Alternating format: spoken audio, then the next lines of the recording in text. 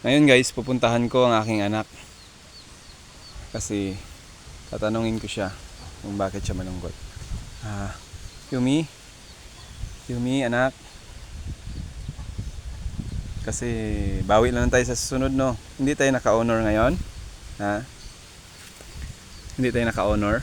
Pero okay lang naman, di ba? No? So malungkot siya guys nga hindi siya nakasali sa honor.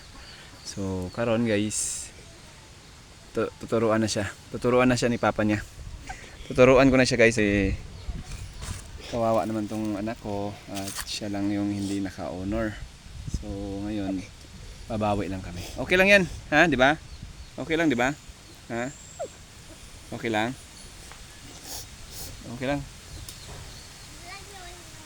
Okay lang yan, babawi na lang tayo sa sunod. Di ba nung baby pa siya guys, sinasabi niya kasi sa akin dati, nung baby pa siya, lahat ng tatalunin niya. Eh ngayon, hindi niya kaya dito. Masyadong maraming matatalino dito sa amin, sa lugar namin. So, hindi siya naka-honor, hindi siya nakarga. So, ngayon, masama loob niya kasi yung kapatid niya, dito ka Ray, sa kabila Ray. Pas pa. Yung kapatid niya, naka-honor. Ito, yan, yung bunso ko, naka-honor yan. So, naka-top 2 sa first grading. So, ang isa ko, yung panganay ko naman ay top 2 din.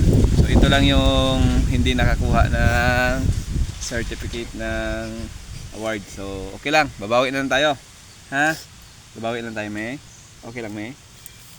Okay lang, May? So, guys, ang daming pawis sa isa. At saka, malungkot talaga siya. Pero okay lang yan. Babawi na lang tayo sa sunod.